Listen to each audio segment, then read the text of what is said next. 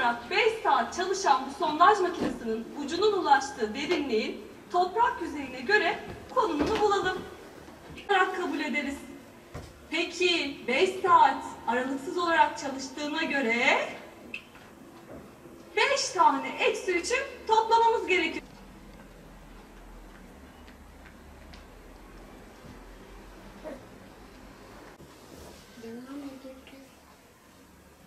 Eksi 3 ile artı 2. Bizim evde şu an sadece bir tablet var. 2 öğrenciyiz. Bazen canlı derslerimiz çakışıyor. Kardeşimle ikimiz de giremiyoruz. Bazen giriyoruz, internet bağlantısı kopuyor dersin ortasında. Bir şey anlayamıyoruz dersten. Hocalar diyor niye giremiyorsunuz? Biz de diyoruz internet sıkıntısı var. O yüzden giremiyoruz. Babam karton işi yapıyor. O yüzden internetimiz yok. İnternetimiz bazı kampanyalardan faydalanarak 1-2 GB da olsa alıyoruz. Onun dışında internetimiz yok. Komşulardan bazen izin isteyerek veriyorlar bazen internetlerini.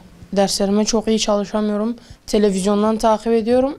Ama normal canlı derslere ara sıra girebiliyorum. İnternetimiz olursa girebiliyorum. Onun dışında çalışamıyorum. EBA Zoom dersi için internet verebilirler. Vermişler ama kullanılamıyor o internet. Onun etkileşime geçmesi lazım. Yetkililerden internet istiyoruz. O EBA'dan verdikleri internetin kullanılmasını istiyoruz. Kullanılamıyoruz. Canlı derslerde de kullanmak istiyoruz. Çünkü o canlı derslerde kullanılamıyor. EBA bizi Zoom diye bir uygulamaya yönlendiriyor. O yüzden kullanamıyoruz o internet canlı derslerde. Derslerimizden geri kalıyoruz. Evde 2 kişiyiz. Bir telefon var. Kardeşim 2. sınıfa, ben de 7. sınıfa gidiyorum. Ara sıra derslerimiz birlikte başlıyor. O yüzden birimiz girmemek zorunda kalıyoruz. Sonra komşudan da ara sıra internet alıyoruz. Bazen vermiyorlar. Sonra derslerimizden geri kalıyoruz. Bundan girmeye çalışıyorum. Açılmıyor. Sonra da canlı dersten de geri kalıyorum. Sonra ara sıra giriyorum, bakıyorum bazıları öndedir, ben en arkadayım. Bakıyorum sonra hepsini yapıyorum. Sonra bakıyorum daha ileriye gitmişler. O yüzden de birlikte çalışmak istiyorum arkadaşlarımla. Devletten tablet ve internet istiyoruz. Bizim Milli Eğitim Bakanlığımızdan bir ricamız var. Ben kendim karton işi yaptığım için çocuklarım öğrenci. Biliyorsunuz geçen seneden beri bu Covid-19 nedeniyle çocuklar okula gidemiyor.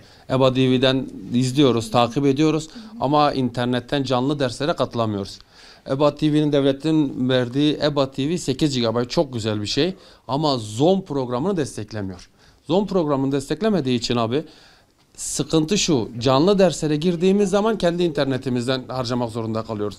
Ben karton iş yaptığım için yani belli bir aylık bir internet limitim var ve çocuklarıma yetmiyor. Bu sefer komşularımızdan ve hatta sağdan soldaki kampanyalardan internet almaya çalışıyoruz. Ama EBA TV'nin kendi 8 GB'ı Zoom'u desteklemiş olsa çocuklar rahat rahat canlı derslere katılabilecekler. 2 tane o çocuğum var. Biri 8. sınıfta, biri 5. sınıfta. Bir tablet alabildim. Bu sene hala borçlarını ödüyorum. Kredi kartıyla başka bir arkadaşımızın. Tabii gönül isterdi ikisine birer tablet, eve internet çekmek ama imkanlar, biz memur değiliz. Ve hatta potansiyelimiz bunları karşılamıyor. İş potansiyeli düştü. Yani geçen sene evet ondan önceki sene Covid-19 nedeniyle biliyorsunuz piyasalar sakin. Biz de kendimizi geçindirmeye çalışıyoruz. 5 nüfusuz. Milli Eğitim Bakanlığımızdan ricamız gariban çocukları da ve imkanı olmayan insanların imkanı olan insanlarla mesela eş düzeyde eğitim alabilmesini istiyoruz. Yani şu an imkanı olan arkadaşlarda mesela çocuklarımızın arkadaşlarında aslında daha doğrusu tabletleri var, evlerde internetleri var, canlı derslere katılabiliyorlar. Çocuklarımız katıldığı zaman ya konuda internette kesiklikler oluyor ya da konuyu anlamak potansiyelinde önceki dersi görmediği için algılama sorunu yaşıyor. Bu sefer ister istemez burada bir eziklik hissediyoruz. Yani olabilir, imkanlarımız olmamış olabilir ama hani eğitim konusunda devletin bu eşitliği sağlamasını istiyoruz. Yani ricamızdır bu, devletimizden, büyüklerimizden, Milli Eğitim Bakanlığımızdan, bütün Türkiye geneli için konuşuyoruz. Yani biz şu an Batman'dayız ama bizim gönlümüz bütün garibanların aynı düzeyde eğitim almasını istiyoruz. Bizim zamanımızda alamadık eğitim, okuyamadık, imkanlarımız yoktu. Ama şu anki imkanlarda bir üst düzey ile bir garibanın çocuğu aynı potansiyelde gelirse Yani en azından kendilerine bir iş imkanı veya da okuyup kendilerini geliştirebilmeleri için faydaları sağlanabiliyor. Biliyorsunuz hala Covid-19 bu sene bitecek gibi değil. Hala eğitim şeyi düşük.